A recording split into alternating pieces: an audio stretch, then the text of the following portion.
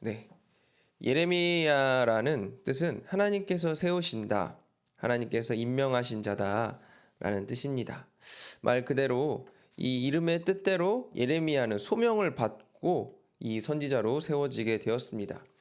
이 어두웠던 이스라엘의 현실 가운데서 이 예레미야는 하나님께서 강권적으로 부르셔서 세운 사람입니다. 예레미야의 소명을 이따가 잠깐 볼 텐데, 우리 모세가 소명을 받은 것처럼 예레미야도 하나님 앞에 갑자기 소명을 받게 돼요. 예레미야도 모세와 같이 저는 이때에 이걸 감당하지 못하겠습니다라고 얘기하지만 하나님께서는 예레미야에게 하라고 말씀을 하시죠. 예레미야는 제사장 힐기야의 아들, 그리고 베냐민 땅 아나돗에서 출생했습니다. 이 말은 예레미야는 족보가 또 이 제사장의 족보였다라고 기억하시면 되겠고, 예레미야가 활동했던 시기는 남유다 요시야 왕 13년부터 시드기야 11년 5월까지 활동했다라고 보시면 되는데, 쉽게 설명드려서 남유다라는 나라가 망할 때 예레미야가 함께했다. 그러니까 남유다라는 나라의 마지막을 함께 보고 함께 슬퍼한 선지자가 바로 예레미야였다. 이스라엘의 망함을 끝까지 지켜보고 그 망하지 않을 수 있도록 계속해서 이 이스라엘 백성들에게 예언을 선포하고 그들을 하나님께로 돌아오게 이렇게 인도했던 선지자가 바로 예레미야였다라고 기억하시면 되고, 예레미야는 결혼을 하지 않았습니다. 성경상으로는. 그래서 독신으로 살다가 결국에는 예레미야는 애굽에서 순교합니다. 예레미야가 평생토록 외쳤던 하나님의 메시지는 어디로 가라? 바벨론으로 가라라는 메시지였습니다. 그곳으로 가면 살겠고 애굽으로 가면 죽을 것이다. 이게 예레미야의 평생토록 외친 메시지의 중심 내용인데, 아이러니하게도 예레미야는 애굽에서 죽었습니다. 그 이유는 하나님의 메시지는 바벨론으로 가라였는데 이스라엘 백성들이 하나님 앞에 불순종함으로 결국 바벨론이 아니라 애굽을 선택했습니다. 예레미야는 자신의 선지자적 사명을 감당하기 위해서 좋은 길, 하나님께서 말씀하신 길 바벨론이 아니라 이스라엘 백성들의 마음을 돌이키기 위해 끝까지 그들이 걸어간 악의 길, 죽음의 길을 함께 동참하면서 그들의 마음을 돌이키기 위해서 하나님 앞에 중보자로서 그의 인생을 마감했다라고 보시면 되겠습니다. 예레미야서를 이해하기 위해서는 시대적 배경을 함께 살펴봐야 되는데, 예레미야서를 읽다가 보면은 굉장히 헷갈려요. 왜냐? 일단은 예언의 내용들이 나오기도 하고, 그리고 또 한 가지는, 잠시만요.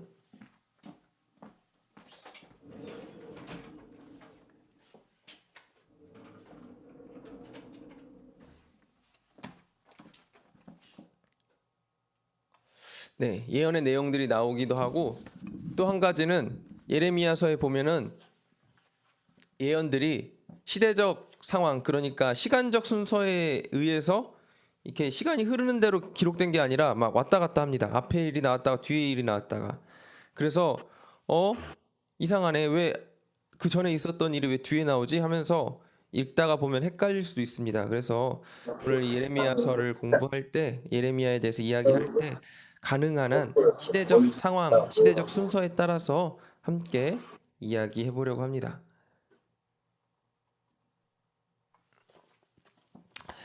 자,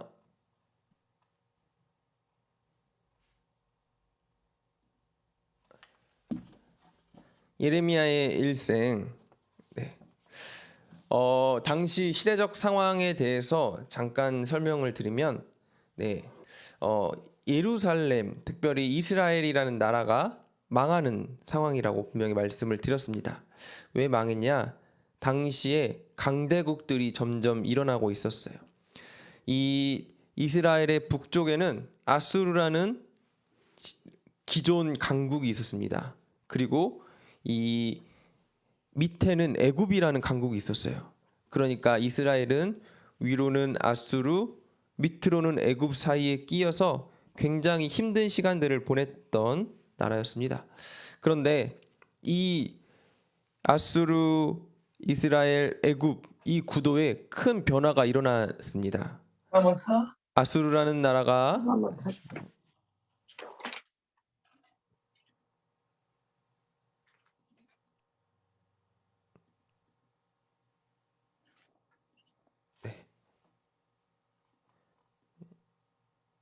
마이크가 자꾸 켜지네요.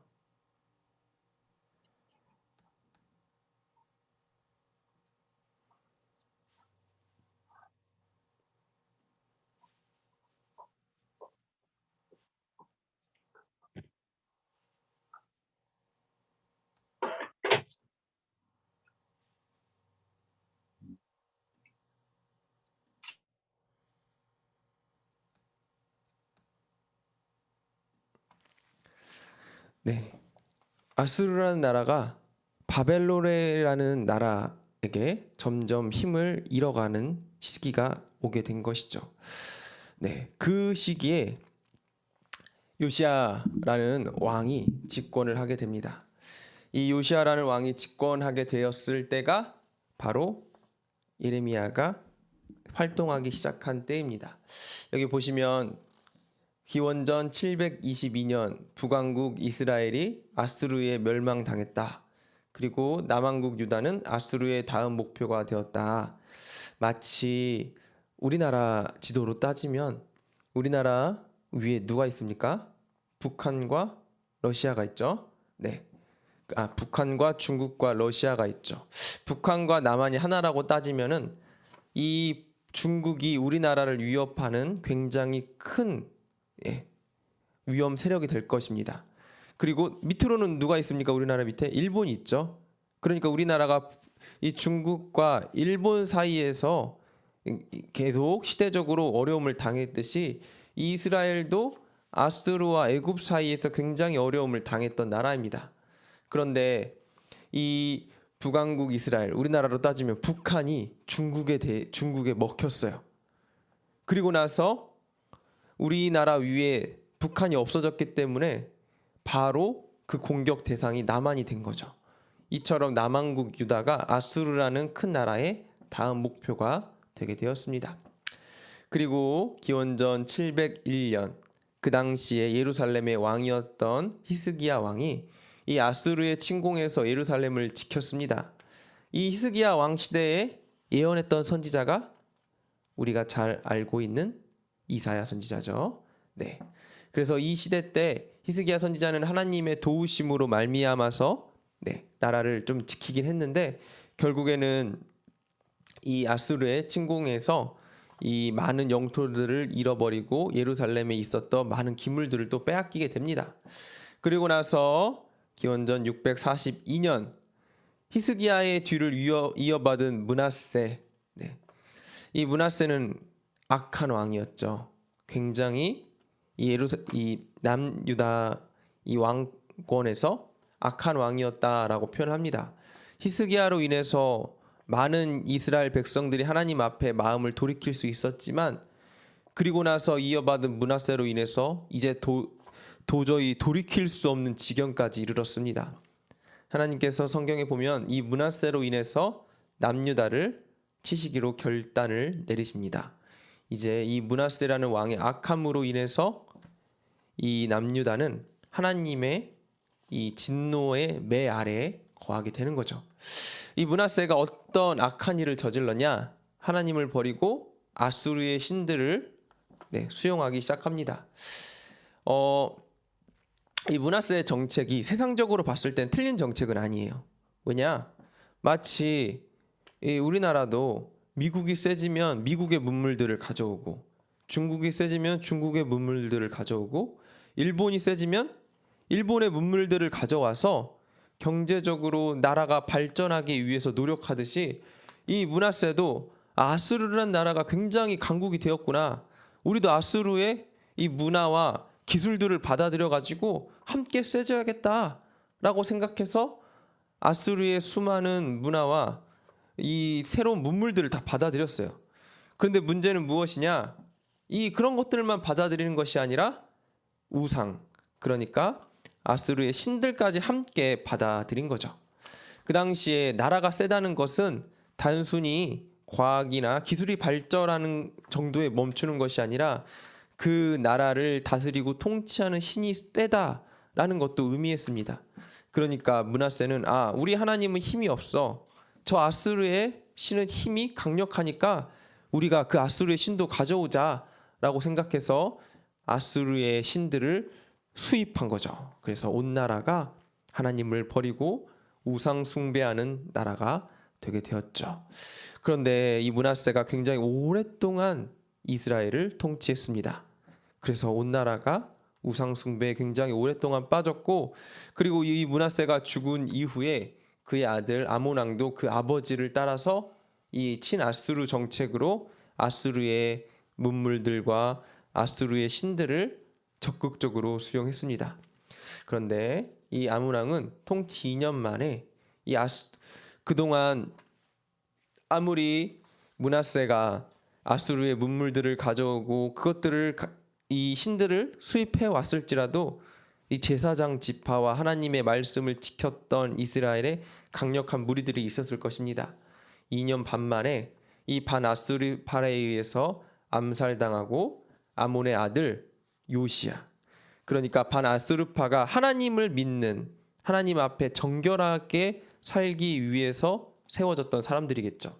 그 사람들이 요시야 왕을 세웠으니 요시야 왕은 종교적으로나 하나님 앞에 신앙이 바로 선 왕이었을 것입니다.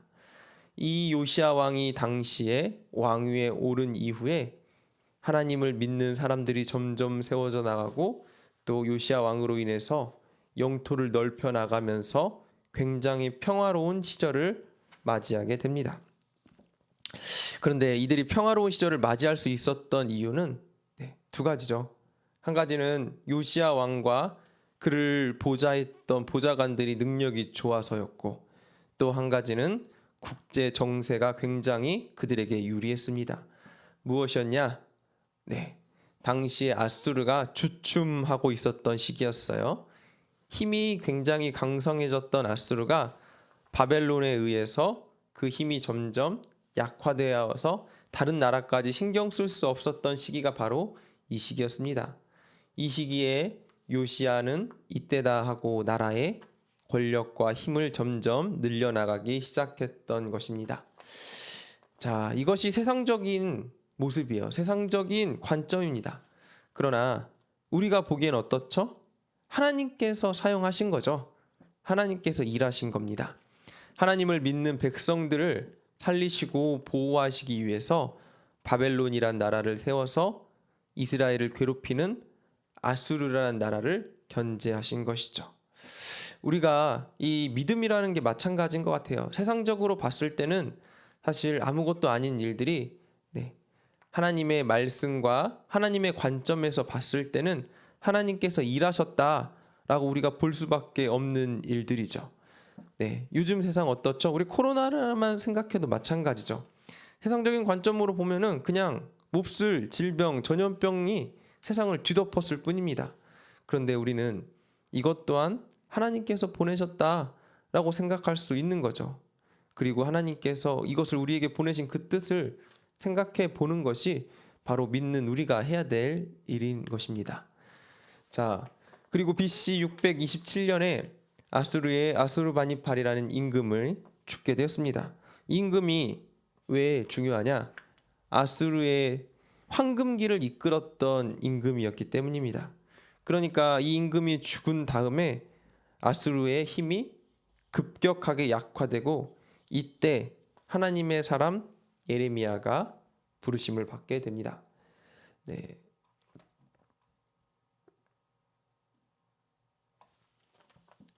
자, 우리 예레미야서에 보면은 예레미야가 부르심을 받는 장면이 등장합니다. 베냐민 땅 아나도대 제사장 중 힐기야의 아들 예레미야, 요시야 13년에 여호와의 말씀이 예레미야에게 임하였다라고 성경에 기록하고 있죠. 자, 하나님께서 예레미야를 부르셨을 때 예레미야가 이렇게 대답하죠. 주님, 나는 아이라 말할 줄을 모릅니다. 그때 하나님께서 예레미야에게 말씀하십니다. 너는 아이라 말하지 말고 내가 너를 누구에게 보내든지 너는 가며 내가 내게 무엇을 명령하든지 너는 말할지니라. 너는 그들 때문에 두려워하지 말라. 내가 너와 함께하여 너를 구원하리라. 이 모세의 사명 아까 말씀드렸듯이 그것과 되게 비슷하죠. 모세도 하나님께서 모세야 네가 가서 이스라엘 백성들을 구원해라 라고 이야기했을 때 모세 대답합니다. 저가 입이 둔해서 말을 할 수가 없습니다. 그래서 하나님께서 모세에게 이야기하시죠. 내가 너 대신 말할 사람 아론을 붙여주겠다. 그래서 모세가 그때서야 하나님의 말씀에 순종해서 이스라엘 백성들의 구원자로 서나가게 되는데 오늘 예레미야도 마찬가지죠. 그 당시에 굉장히 세계적 정세가 악하고 이스라엘 백성들은 므낫세 왕의 그 영향에 의해서 온 나라 백성들이 우상을 섬기고 하나님을 멀리하고 그리고 너무나 악했던 시대를 살아가고 있었습니다. 그런 시대 때 모든 사람들이 다 하나님을 모른다고 하는데 나가서 여러분 하나님의 말씀을 들어야 됩니다. 누가 듣겠습니까? 예레미야도 마찬가지였죠. 하나님께서 너가 가서 이스라엘 백성들에게 지금 나의 말을 좀 전해라 라고 이야기했을 때 주님 저는 말도 잘 못하고 능력도 없습니다. 더 잘하는 사람을 보내주세요 라고 이야기를 한 것이죠. 그런데 주님께서 이야기하시죠. 아이라 말하지 말아라. 내가 네 입에다가 말을 넣어주겠다 라고 이야기하시면서 예레미야에게 두 가지 환상을 보여주십니다. 하나는 살구나무 가지를 보여주시고 하나는 끓는 가마솥을 보여주십니다. 네, 이 두 가지가 어떤 예언이냐? 첫 번째 살구나무 가지는 선지자와 관련된 것입니다. 그래서 이 선지자와 예언자와 관련된 이 살구나무 가지를 보여주시면서 예레미야가 그냥 이 선지자로 세워진 게 아니라 하나님께서 말씀하신 그 말씀대로 세워졌다는 그 분명한 확신을 이 살구나무 가지 환상을 통해서 보여주시고 또한 끓는 가마솥이 북쪽에서부터 이 기울어져서 남쪽으로 흐르게 되는 그 환상을 보여주십니다. 이것이 무엇이냐? 북쪽에서부터 큰 환란이 닥쳐서 이 남유다까지 오게 될 것이라는 그 환상이죠. 바로 북쪽에서 일어난 바벨론이란 나라에 의해서 온 세상이 지금 크게 바뀌게 될 것이라는 것을 하나님께서 예레미야에게 보여주신 것입니다. 이것이 그가 평생 동안 예언한 예언의 내용이죠. 바벨론으로 가라. 바벨론에 항복하라. 이게 바로 예레미야를 통해서 하나님께서 계속해서 말씀하신 예언입니다. 이 예언의 시작을 바로 이 하나님께서 예레미야를 부르실 때 두 가지 환상을 통해서 말씀해 주신 것입니다. 자, 그리고 나서 이 예레미야가 소명을 받고 나자 이 요시야 왕의 치세가 오래 가지 못합니다. 왜냐? 바벨론이 이제는 아수르를 완전히 뒤집어 엎고 나서 힘을 점점점 늘려나가기 시작합니다. 그래서 요시야 왕도 이 상황 가운데서 어떻게 하면 나라가 살지 결정해야 되는 때가 왔어요. 어떤 결정이냐? 방금 이야기했듯이 그 당시의 강국이 원래는 애국과 아수르와 바벨론, 원래는 아수르와 애국만 있었는데 바벨론이 새로 등장했다는 거죠. 자, 요시야 왕과 남유다는 작고 힘이 없는 나라였습니다. 그 전까지는 이 므낫세 왕에 의해서 아수르라는 나라를 붙어가지고 아수르라는 나라를 함께하는 정책을 펴왔는데 이제는 그러지 않아요. 어느 나라에 붙어야 할 것인가, 어느 나라의 편에 서야 할 것인가, 어느 나라가 끝까지 살아남을 것인가 눈치를 잘 봐서 그 나라의 편에 드는 것이 오랫동안 살아남는 방법입니다. 이 요시야 왕은 어떤 나라를 선택했냐? 바로 아수르와 애굽. 그러니까 원래는 아수르와 애굽도 친하지는 않았어요. 서로 물고 뜯는 사이였는데 바벨론이 갑자기 세지니까 우리가 이 바벨론과 싸우기 위해서 잠깐 동안 같은 편을 맺자. 라고 결정을 하게 된 것입니다. 그래서 애굽과 아수르가 둘이 손을 잡고 바벨론을 견제하기 시작합니다. 요시야 왕은 그래도 예전에 셌던 아수르나 애굽이 끝까지 살아남을 거야. 바벨론은 잠깐만 세졌다가 곧 망하게 될 거야 라고 생각하고 요시야 왕은 아수르와 애굽에 함께 동맹을 맺은 그 동맹편에 붙게 된 것이죠. 그리고 나서 요시야 왕은 이 도움과 전쟁, 이 동맹국에 붙는 전투가 무기또 전투라는 전투가 있어요. 그 전투에 참가하다가 죽게 돼요. 하나님께서 이 요시야 왕에게 가지 말라라고 분명하게 이야기하셨는데 그가 욕심이 있었어요. 이 나라들 전쟁 가운데 우리가 독립을 하자. 이 나라들끼리 싸울 때 우리가 중간에 잠깐 끼어들어 가지고 우리 나라의 지분을 쌓아놓자라는 생각이 있었기 때문에 그 전투에 참가했다가 죽게 됩니다. 그리고 나서 요시야의 아들 여호아스가 왕위에 오르고 요시야의 아들 여호야김이 왕위에 올랐습니다. BC 609년 그러니까 기원전 609년에 왕이 한 해에 3명이 바뀌게 된 거죠. 요시야에서 여호아스에서 여호야김으로. 왜 이렇게 3번이나 바뀌었을까? 잠깐 설명을 드리겠습니다. 요시야의 아들 여호아스에 대한 예레미야 예언이라고 이제 제가 제목을 적어봤는데 이 여호아스 왕에 대해서 예레미야가 이렇게 예언을 합니다. 여호와께서 유다 왕 요시야의 아들 곧 그의 아버지 요시야를 이어 왕이 되었다가 이곳에서 나간 살룸에 대하여 이와 같이 말씀하시니라.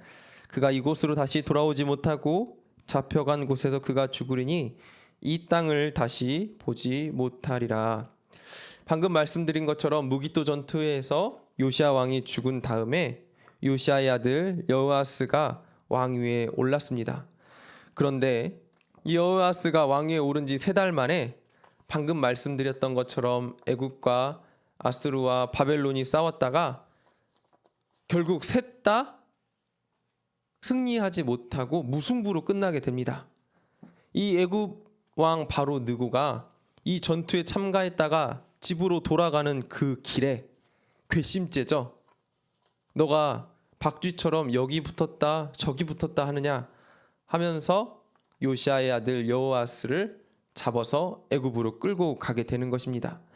그리고 바로 느고가 요시야의 아들 엘리야김을 왕으로 세워서 이름을 여호야김으로 고치게 됩니다.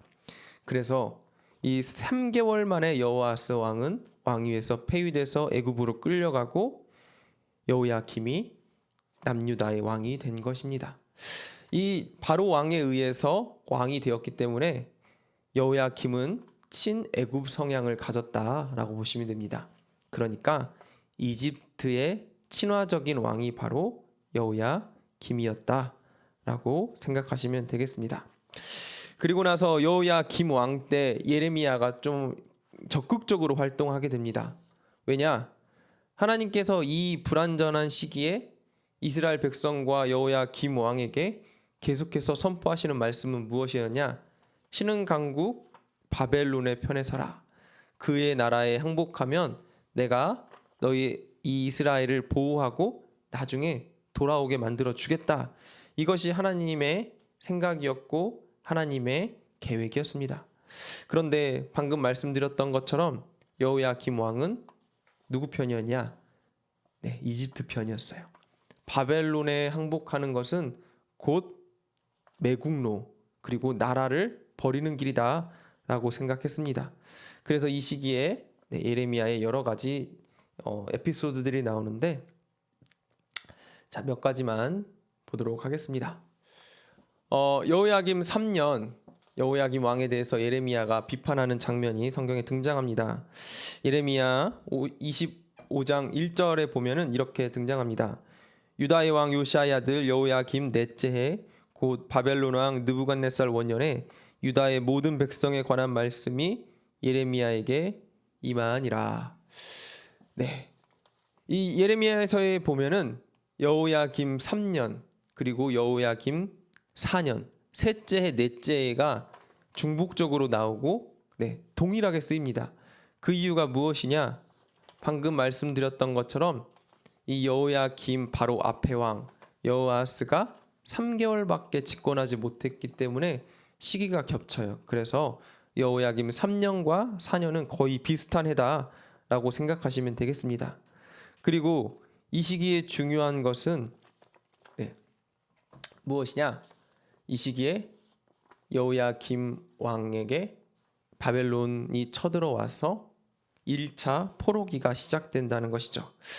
그 당시의 상황을 함께 보도록 하겠습니다.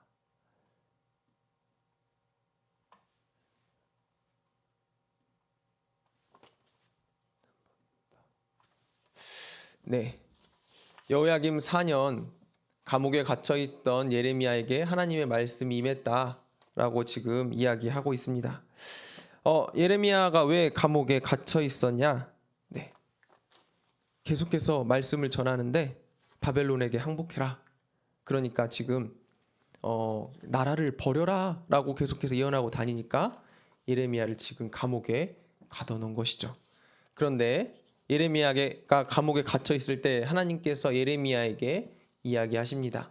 요시야 때부터 지금까지 주어졌던 말씀을 너가 기록해서 사람들에게 보여줘라.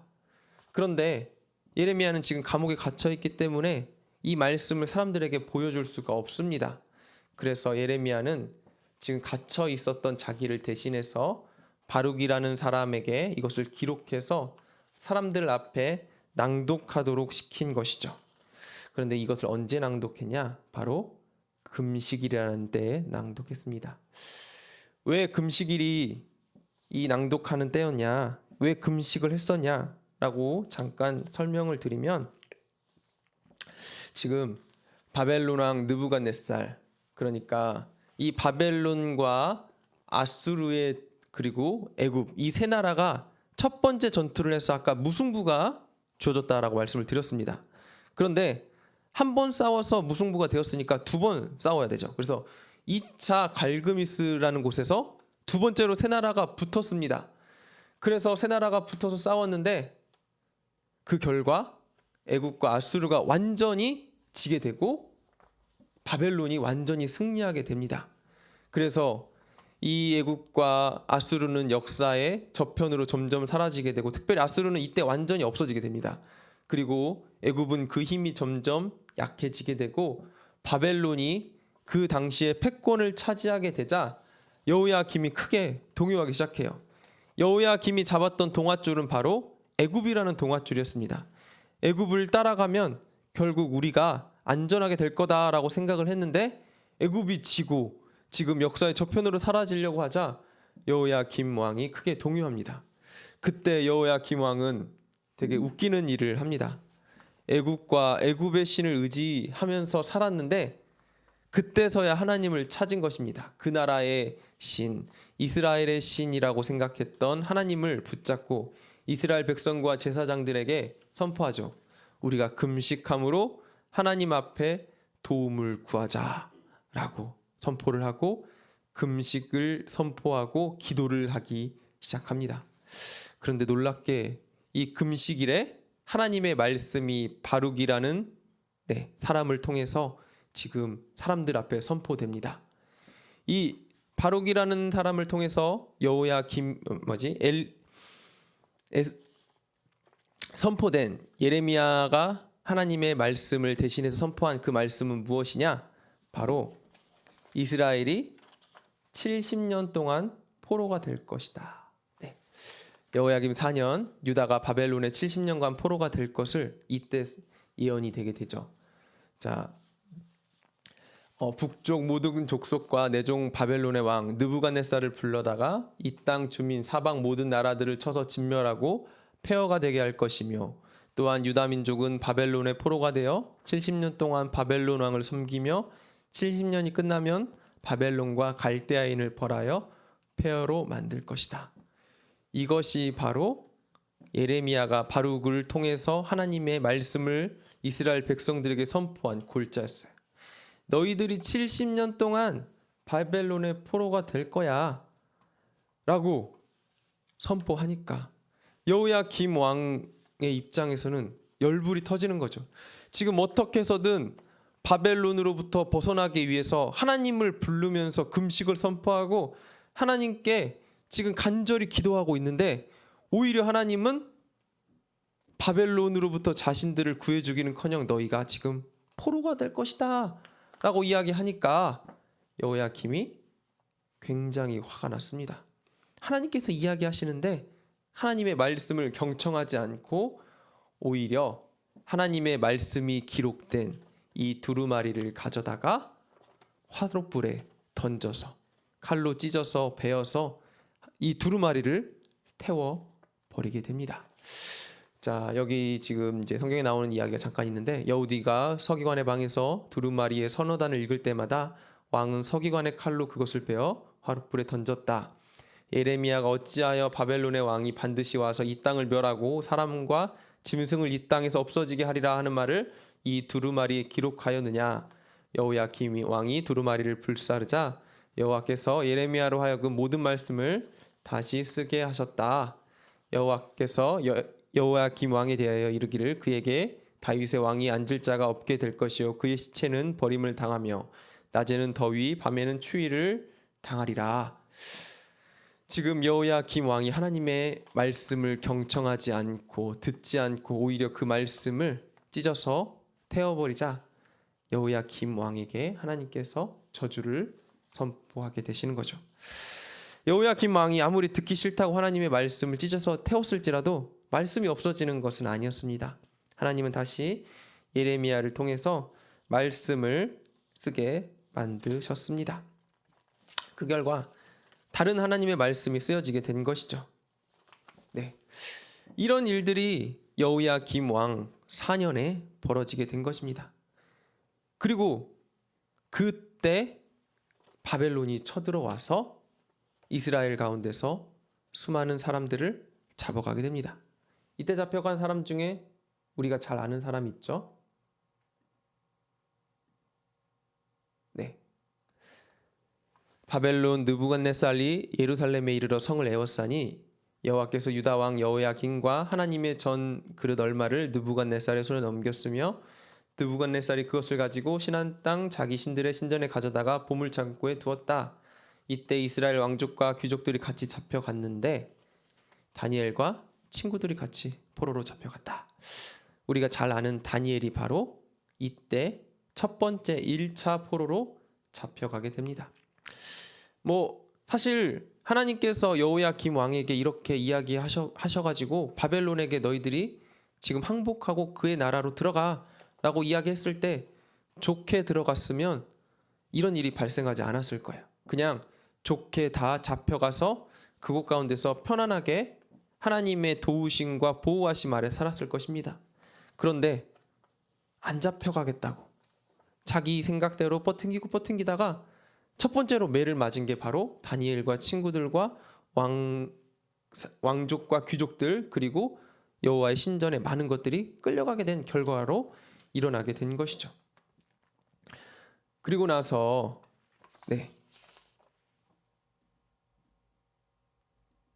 여호야김 왕이 BC 기원전 598년에 바벨론에게 쇠사슬로 결국 끌려가게 됩니다. 하나님의 말씀대로 그 예언대로 성취되게 된 것이죠. 네. 그리고 나서 여호야김의 아들 여호야킨이 왕위에 오르는데 안타깝게도 여호야킨 왕도 3달 만에 바벨론으로 잡혀갑니다. 그리고 나서 요시아의 아들 시드기야, 그러니까 여호야킨의 삼촌 시드기야가 느부갓네살 왕에 의해서 왕위에 오릅니다. 이때 에스겔을 포함해서 10,000명이나 되는 이스라엘 백성들이 바벨론으로 끌려가게 됩니다. 그러니까 여호야김 왕이 즉위한 지 4년째 1차 포로 귀환이 이루어졌고, 그리고 나서 여호야김 왕이 왕위에서 내려올 때 바로 2차 포로가 이어져서 두 번째 포로들이 끌려간 것입니다. 한 나라의 왕이 하나님의 말씀을 순종했다면 이렇게 끔찍한 비극이 일어나지 않았을 텐데, 이 나라의 왕이 하나님 앞에 순종하지 않음으로 인해서 지금 수많은 사람들이 이렇게 고통당하고 있는 거죠. 네, 2차 바벨론의 포로가 이렇게 진행되고, 그리고 나서 시드기야 왕이 왕위에 올랐을 때 이 예레미야 선지자는 거짓 선지자들과 계속해서 싸움을 벌이게 됩니다. 참 많은 거짓 선지자들이 예레미야서에 등장합니다. 네, 여기 보시면 거짓 선지자 스마야가 등장하게 되고, 그리고 거짓 선지자 하나냐가 또 등장하게 됩니다. 그리고 나서 네, 하나냐와 스마야의 예레미야와의 대결이 이어지는데, 뭐 시간이 많지 않으니까 제가 간략하게만 설명을 드리면, 네, 거짓 선지자들의 이 하나님 예언은 무엇이었냐? 네, 평안하다, 괜찮다, 너희들이 하고 싶은 대로 하고 살아라. 이게 바로 이들이 이야기한 네, 이 예언의 내용들이었어요. 바벨론으로 잡혀간 수많은 사람들 곧 돌아올 것이고 너희들 평안할 거야. 하나님께서는 그것을 원해. 네, 이것이 바로 거짓 선지자들의 예언이었고, 예레미야의 예언은 무엇입니까? 너희들 평안하지 않아. 너희들 죄 지었고 하나님께서 너희들 바벨론으로 지금 잡아가실 거야. 그런데 이 말을 들으면 너희들 결국 하나님께서 보호해 주실 거야. 이게 바로 예레미야의 예언이었습니다. 여러분, 하나님의 말씀은 항상 듣기 좋을 때만 있는 것은 아닙니다. 네, 우리 마음에 찔릴 때도 분명히 있습니다. 찔림이 있어야 회개가 있고, 회개가 있어야 하나님 찾는 것이죠. 이스라엘 백성들 가운데 찔림과 회개, 그런 말씀을 선포한 예레미야의 이야기를 듣지 않았기 때문에 그들은 방금 말씀드렸던 것처럼 여호야김 한 왕이 때문에 잡혀간 것도 있지만, 모든 백성들이 하나님 앞에 회개하지 않고 돌이키지 않았기 때문에 이런 일이 발생한 결과도 있는 것이죠. 바라기는 네, 주님께서 우리에게 말씀하실 때 우리가 내가 좋은 것, 내가 듣기 편한 말씀만 골라 듣는 것이 아니라 불편하고 듣기 싫은 이야기들도 우리가 잘 수용해서 회개하고 돌이킬 수 있는 열린 마음을 가져야 된다는 것을 이 거짓 선지자와 참 선지자 이 이야기를 통해서 우리가 또 볼 수가 있는 것입니다. 네, 그리고 나서 예레미야가 서기관 요나단의 집에 갇힌 이야기를 또 잠깐 들려드리겠습니다. 예레미야는 시드기야 시대 때, 그리고 그 전 시대 때부터 이 선지자로 부르심을 받았을 때부터 굉장히 오랜 시간을 갇혀 지냈어요. 감옥에 갇히고 뜰에 갇히고 구덩이에 갇히고, 네, 자기 마음대로 돌아다닐 수 있었던 시간이 얼마 없었습니다. 마침 또 감옥에서 나와서 자유로웠던 때, 그런데 그가 뭐 아무리 자유로웠다 해도 당시에 예루살렘이 바벨론에 의해서 점령당하고 있었기 때문에 그의 운신이 많이 자유롭지는 않았습니다. 예루살렘이 바벨론에 의해서 포위되었다가 잠시 풀렸던 때가 있습니다. 그때 예레미야가 자기 고향에 일이 있어서 잠깐 나가려고 했습니다. 그런데 문제는 예레미야가 계속해서 주장했던 것이 무엇이냐? 바벨론으로 우리가 가야 한다. 바벨론에 우리가 항복해야 된다. 이 이야기를 계속해서 주장하고 있었기 때문에 지금 예루살렘의 포위가 잠깐 풀렸을 때 예레미야가 성 밖으로 나가려고 하자 이 성 문지기가 예레미야를 오해한 거죠. 얘가 지금 이 첩자로 이곳을 벗어나서 바벨론에 항복해서 이 나라를 팔아먹으려고 하나. 그래서 문지기가 예레미야를 잡아다가 집에, 서기관 요나단의 집에 가두게 됩니다. 그때 시드기야 왕이 예레미야에게 묻습니다. 여호와께 하나님께 받은 말씀이 있느냐? 네, 시드기야 왕이 왜 예레미야에게 물었겠어요? 하나님께서 우리를 구원해 주실까? 하나님께서 어떤 방법이 있으실까? 하나님께서 좋은 이야기를 해주시길 바랬어요. 그래서 어떤 좋은 방법을 알려주시길 바랬는데 돌아온 것은 무엇이냐? 우리가 결국 바벨론의 손에 넘겨질 것이니까 왕이시여 지금이라도 빨리 바벨론에게 항복하고 바벨론에게 가면 우리가 살 길입니다 라고 이야기한 것이죠. 왕은 이 말을 듣고 실망해서 돌아갑니다. 그리고 예레미야는 이때부터 또 감옥의 뜰에 갇히게 된 것입니다. 네, 또 감옥에 갇히게 되었다가 또 풀려난 것 같아요. 그리고 나서 왕이 이번에는 시위대의 뜰에 갇힙니다. 이때도 똑같이 예언하다 갇혀요. 우리가 바벨론에 잡혀가야 합니다. 그리고 나서 또 갇히게 되는데 이번에는 구덩이에 갇히게 됩니다. 15번. 느부갓네살이 다시 예루살렘을 포위하고 예레미야는 궁중한 말기야의 구덩이에 갇히다. 이 시드기야 왕이 이스라엘의 왕 위에 오른 다음에 한동안은 잠깐 평안했어요. 언제 평안했냐? 지금 당장 시드기야 왕이 왕위로 세워졌을 때는 바벨론이라는 나라에 의해서 강제로 세워지게 되었습니다. 그러니까 무서워서 몇 년 동안은 바벨론에게 순종하는 척, 바벨론 왕에게 자기들이 잘하는 척을 했어요. 그런데 이 시드기야 왕은 이 바벨론이 아니라 자기의 나라, 그러니까 국수주의자였어요. 이스라엘이라는 나라를 어떻게 하면 독립할 것인가, 어떻게 하면 잘 세울 수 있을 것인가, 이것에 대해서 굉장히 고민하는 왕이 바로 시드기야 왕이었습니다. 그러니까 바벨론의 이 세력이 잠깐 약해졌을 때 시드기야 왕은 이때다 하고 바벨론으로부터 독립을 선언한 거죠. 그래서 바벨론 왕 느부갓네살이 화가 나서 그의 군대 장관을 보내서 이스라엘을 다시 침략하게 하고 그 나라를 황폐하게 만들기 위해서 군대를 계속해서 보냈다가, 그리고 나서 잠깐 시드기야가 회개하면 다시 물렸다가, 이 일들을 반복하게 되는 상황 가운데 이 예레미야가 계속해서 예언을 하고 있었다라고 보시면 됩니다. 그리고 나서 이 느부갓네살 왕이 마지막 경고를 합니다. 시드기야, 너가 항복하지 않으면은 이제 너희는 끝이다 라고 이야기했을 때가 바로 지금 이때입니다.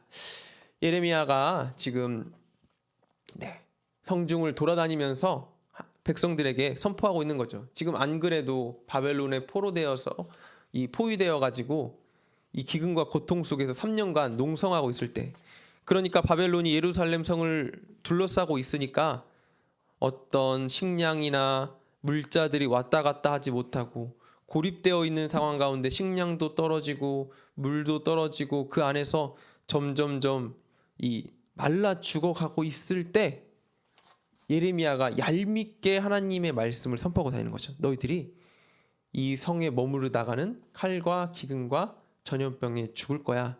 빨리 항복하고 갈대아인 바벨론에게 나아가 라고 계속해서 이야기하니까 화가 난 이스라엘 백성들이 예레미야를 붙잡아다가 구덩이에 가두게 됩니다.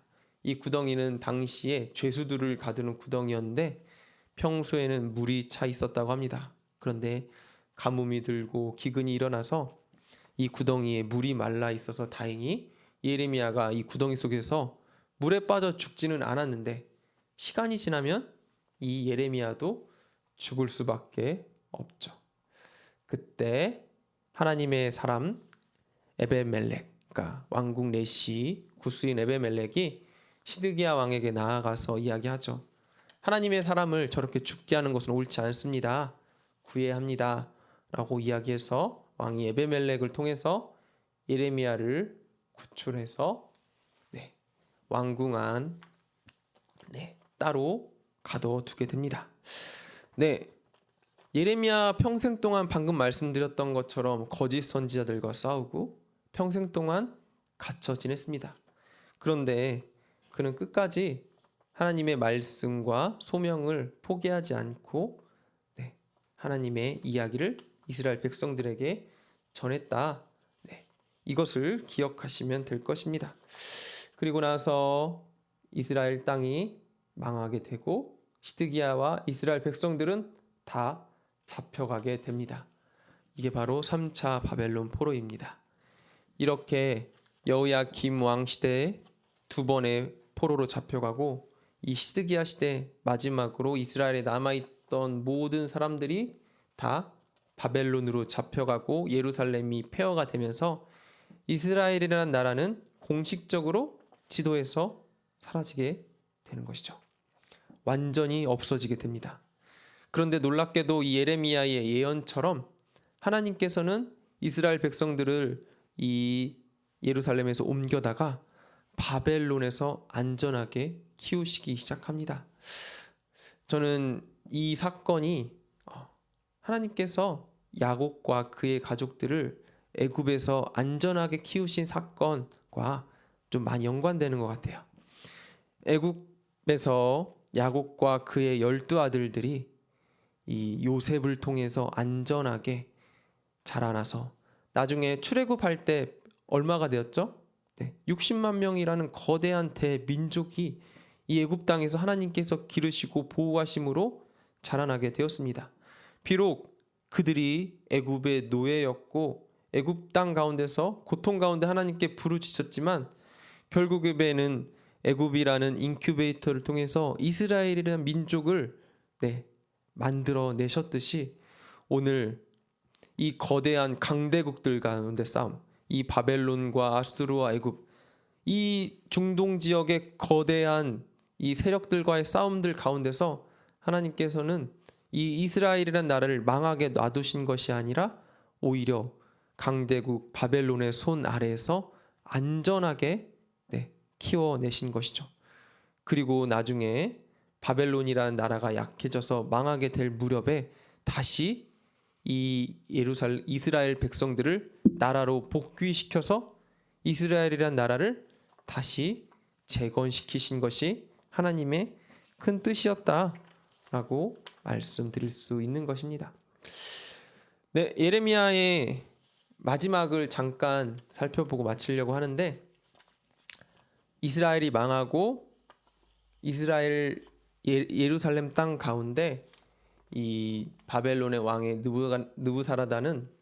느부갓네살은 느부사라단이라는 군대 장관을 보내서 이 예레미야를 선대합니다. 그가 하나님의 사람임을 알고 그를 죽이지 말고 그를 안전하게 보호해라 라고 명령하시고 그를 사반의 손자 아이감의 아들 그달리아에게로 넘깁니다. 그달리아는 누구냐?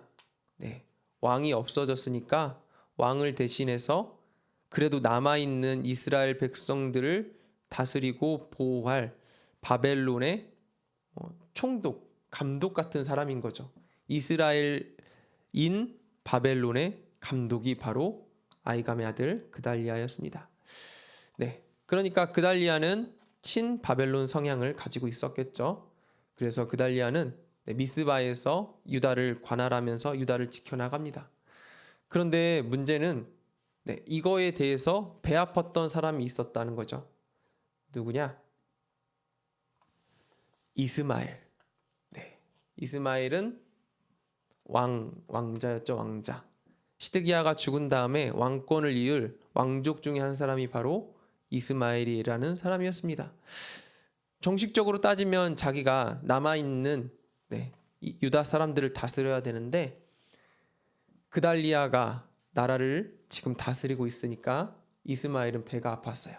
그래서 암몬왕 바알리스에게 가서 이 몸을 의탁하고 있다가 이 바알리스가 이스마엘을 꼬셨죠. 너가 지금 가서 그달리아를 죽이면은 우리가 너를 보호해 줄게. 너가 이스라엘을 다스리게 도와줄게 라고 이야기합니다.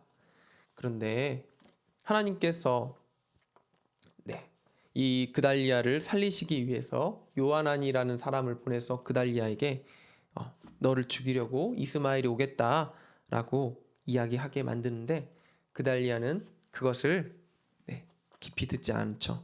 그래서 이 그달리아가 이스마엘이 자기를 찾아왔을 때 그가 자기를 죽이려고 찾아왔다는 사실을 알매도 불구하고 그를 받아들이고 그에게 왕자로서 대접을 합니다. 그런데 결국 그는 선대했지만 아기로 죽게 되고 남아있는 사람들은 이스마엘이 붙잡아다가 암몬으로 도망갑니다.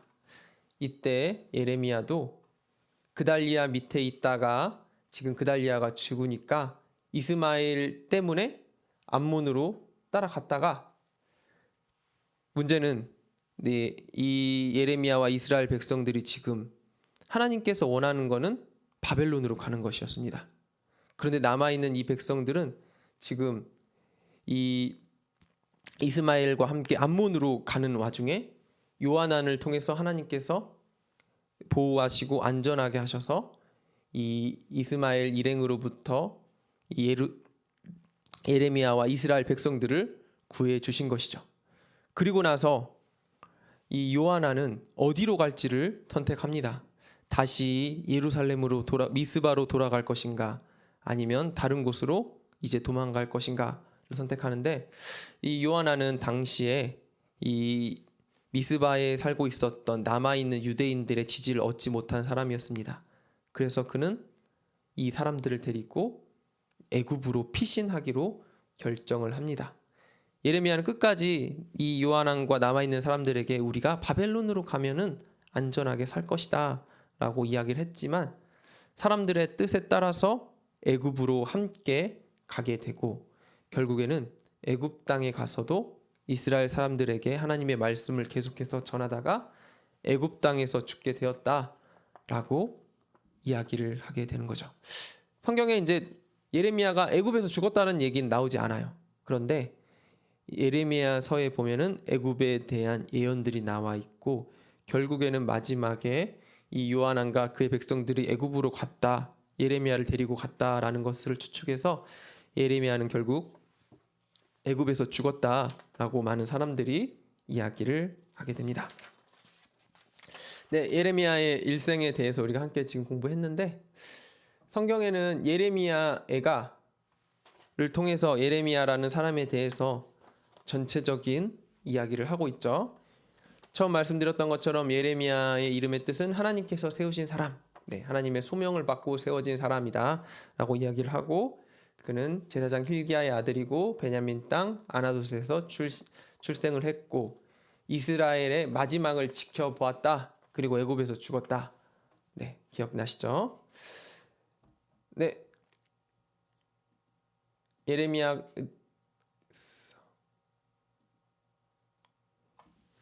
첫 번째 문제, 예레미야가 밤새도록 애국한 이유가 무엇입니까? 이때는 이스라엘이 완전히 망한 때였습니다. 그래서 예레미야는 망한 예루살렘에서 지금 엎드려서 슬피 울고 있는 것이죠. 많은 사람들이 다 잡혀가고 예루살렘과 이스라엘이 망했기 때문에 그가 슬피 운 것입니다. 자, 두 번째, 이스라엘 백성들이 어떤 수모와 고통들을 받았습니까?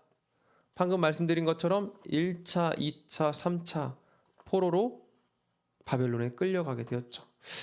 끌려갈 때 좋게 끌려가지 않았습니다. 그냥 항복했으면 안전하게 좋게 갔을 텐데 그들이 그냥 항복하지 않았죠. 끝까지 항전하고 뻗팅기고 고집 부리다가 매맞고 끌려갔습니다. 포로로서 많은 수모와 고통을 받게 되었다. 자, 세 번째, 하나님이 택함 받은 이스라엘 백성들이 왜 이런 수치와 고통을 받는 것입니까? 아무리 택함 받았다 할지라도 죄 지으면 매맞습니다. 이스라엘 백성들 죄가 많았어요. 어떤 죄? 하나님을 버리고 우상 숭배한 죄. 므낫세와 그의 왕에 의해서 아수르의 많은 신들, 그리고 그때뿐만이 아니었죠. 사실 성경에 보면은 우리가 사사기 시대부터 계속해서 이스라엘 백성들이 하나님이 아니라 다른 신을 섬기는 것을 즐겨 하는 것이 그들의 죄였다라고 우리가 보게 됩니다. 오늘 여기 이스라엘 백성들이 잡혀간 것도 결국 그들이 하나님 앞에 마음을 돌이키지 않고 회개하지 않아서, 아까 말씀드렸던 것처럼 하나님께서 직접 말씀하시는데도 여호야kim 왕이 듣지 않았듯이 수많은 좋은 말들만 듣기를 바라는 것이 우리의 죄성인 것 같습니다. 그래서 찔리는 것, 회개하는 것, 이런 것들에 대해서 잘하지 못해서 바로 하나님 앞에 지금 매를 맞았던 거죠. 이런 나라를 위해서 예레미야 선지자가 어떤 기도를 드립니까? 예레미야 선지자 방금 말씀드렸던 것처럼 그가 어디서 죽었냐? 애굽. 네. 하나님 앞에 불순종한 이스라엘 백성들을 위해서 끝까지 중보자로 남았습니다. 멸망한 조국을 위해서도 끝까지 기도했습니다. 하나님, 이스라엘 백성들을 긍휼히 여기셔서 그 약속대로 결국 돌아오게 하여 주시옵소서. 그 약속대로 결국 안전하게 하여 주시옵소서. 이 백성들을 지켜 주시옵소서. 이것이 바로 예레미야 선지자의 기도였다. 평생토록 한 기도였다라고 보시면 됩니다. 이제 말씀을 공부 마치려고 하는데, 예레미야 선지자가 왜 눈물의 선지자였냐? 저는 이 눈물이 바로 하나님의 눈물이었다. 하나님의 간절한 부르심이었다라고 말씀드리고 싶습니다. 시대말, 세기말, 이스라엘이 망하고 다른 신흥 세력들이 떠오르는 그 시대, 이 시대 때 하나님께서 원하시는 건 단 하나였습니다. 하나님께로 돌아오라. 너희들이 내 팔 안에 있으면, 내 날개 아래 있으면, 내 안에 있으면 내가 안전하게 보호하고 내가 함께 할 텐데 왜 나를 떠나서 이렇게 어렵고 힘든 길로 가느냐? 어서 돌아와라. 이것이 바로 하나님의 마음이었습니다. 그래서 예레미야라는 선지자를 부르셔서 이스라엘 백성들에게 마음을 돌이키고 회개할 것을 계속 말씀하셨죠. 그리고 그 모습이 바로 바벨론으로 가는 것이었습니다. 그렇기 때문에 예레미야 선지자는 불순종하는 이스라엘의 모습을 보면서 계속해서 눈물 흘릴 수밖에 없었고, 그리고 그들이 마음을 돌이키기를 계속해서 평생 기도할 수밖에 없었던 것 같습니다. 여러분, 우리 이 예레미야 선지자의 그 마음이 바로 하나님의 마음이었다. 그리고 그 하나님의 마음은 또 오늘 우리를 향하고 있다라는 그 사실을 기억하시기를 바랍니다. 하나님은 오늘 또 우리를 향해 눈물 흘리시고 계시고 우리가 날마다 돌이켜서 하나님 앞에 나아가기를 바라시는 분이십니다. 그리고 이 예레미야 선지자처럼 우리에게도 이런 사명들이 있어요. 우리 주변에 긍휼하고 안타깝고 하나님을 모르는 사람들을 위해서 눈물로써 기도하고 하나님께 그들을 긍휼히 여겨달라라고 기도해야 되는 그런 사명들이 다 있습니다. 그래서 베드로서에 보면은 우리를 모두 왕같은 제사장들이다라고 분명하게 이야기하고 있습니다. 목사나 어떤 직분 맡은 자들만 그런 일을 하는 것이 아니라 그리스도 예수의 은혜를 입은 십자가의 구원의 은혜를 입은 모든 성도들이 다 그런 사명을 가지고 살아가는 것이다 라는 것을 오늘 예레미야 선지자를 통해서 다시 한번 기억하는 시간이 되었기를 간절히 소망합니다. 우리 함께 기도하실 때 하나님, 오늘 예레미야 선지자를 통해서 또 하나님의 마음을 살펴보았습니다. 주님, 우리 또한 주님 앞에 마음을 돌이킬 수 있는 은혜를 허락하여 주시고 뻣뻣하고 돌같이 굳은 마음이 아니라 하나님의 음성을 듣고 날마다 회개할 수 있는 아버지 그런 부드러운 마음들을 갖게 하여 주시옵소서. 또한 우리도 주변 사람들을 위해서 예레미야와 같이 눈물로써 기도할 수 있는 사람들이 될 수 있도록 도와주시옵소서. 우리가 이렇게 함께 잠깐 기도하고 제가 기도하고 마치겠습니다. 하나님 아버지, 오늘 또 우리 가운데 함께 하여 주시면 감사드립니다. 주님 아버지, 오늘 예레미야 선지자를 통해서 아버지 하나님의 사람으로 살아가는 것이 얼마나 쉽지 않은 일인지 다시 한번 봅니다.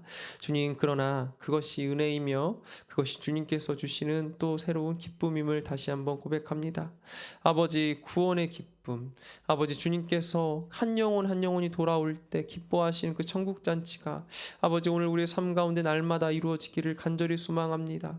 아버지, 사람을 품게 하여 주시고 영혼을 품게 하여 주시고 아버지 정말 세상을 향한 아버지 그 사람을 향한 그 긍휼한 마음이 또한 우리의 마음이 되게 하여 주시옵소서. 우리 주변에 예수 그리스도를 모르는 얼마나 많은 사람들이 있습니까? 아버지, 정말 그 사람들을 향해서 아버지 우리가 긍휼한 눈으로 긍휼한 마음으로 바라볼 수 있도록 도와주시고, 또한 아버지 우리 또한 주님 앞에 아버지 부드러운 마음으로 날마다 돌이키며 회개하며 하나님 앞에 서 나갈 수 있는 사람들이 되게 하여 주시옵소서. 하나님의 선민이라고 이야기하지만 주님의 말씀을 듣지 않아 이렇게 멸망의 길을 걸어가는 이스라엘 백성들을 봅니다. 주님, 그들과 같이 되지 않게 하여 주시고 주님 앞에 날마다 마음을 새롭게 하며 아버지 회개하며 돌이키며 겸손한 마음으로 나아가는 우리들이 될 수 있도록 주여 역사하시고 인도하여 주시옵소서. 주님, 아버지, 이 새벽에 아버지, 우리가 이 성경 공부 이제 거의 끝이 나고 있습니다. 아버지, 인물들을 통해서 우리에게 보여주신 그것들 날마다 기억할 수 있도록 도와주시고 아버지, 정말 그들을 통해서 아버지, 우리 또한 우리의 신앙이 날마다 성장하며 아버지, 우리의 믿음이 한 걸음 더 나아가는 시간이 될 수 있도록 주여 함께 하시고 역사하여 주시옵소서. 하나님, 오늘 또 우리 가운데 이 예레미야라는 선지자를 통해서 또 새로운 하나님의 비전을 바라보게 하심을 감사드립니다. 주님, 아버지, 주님과 함께 동행하며 주님과 함께 사는 삶이 아버지 언제나 기쁨과 평안이 넘치는 삶은 아님을 오늘 예레미야를 통해서 바라봅니다. 그러나 사명자의 삶이 얼마나 보람되고 아버지 정말 그 삶이 주님께서 얼마나 기뻐하시는 삶인지 우리가 다시 한번 바라봅니다. 주님 앞에 그리스도의 충성된 군사들이 되게 하여 주시고 깨어있는 사람들이 되게 하여 주시고 아버지, 눈앞에 보이는 어떤 환난과 고난도 주님과 함께 이겨낼 수 있도록 주님 도와주시고 역사하여 주시옵소서. 특별히 우리의 마음이 돌같이 굳지 않기를 간절히 소망합니다. 하나님의 음성을 들을 준비가 되어 있게 하여 주시고 좋은 밭이 되게 하여 주셔서 그 말씀이 뿌리 깊게 아버지 깊이 뿌리 내리며 열매가 맺는 인생들이 될 수 있도록 도와주시옵소서. 특별히 예레미야와 같이 눈물로써 기도하는 기도의 용사들이 되게 하여 주시고 아버지, 우리가 영혼들을 향한 그 긍휼한 마음을 날마다 가지고 우리 주변에 하나님의 마음이 쏟아져야 될 그 사람들에게 그 마음을 쏟고 기도할 수 있는 아버지, 정말 그런 사람들이 될 수 있도록 주여 역사하시고 도와주시옵소서. 내일은 주일입니다. 아버지, 주님 만날 그 예배를 기대하고 사모케 하시며 주님과 동행할 아버지 정말 그 시간들을 아버지 우리에게 보내주시고 주님을 찬양하고 기뻐하고 감사하는 주일이 될 수 있도록 도와주시옵소서. 아버지, 주님께서 또 한 주간도 우리와 함께하여 주실 줄 믿사오며 예수님의 이름으로 기도합니다. 아멘. 네, 감사합니다.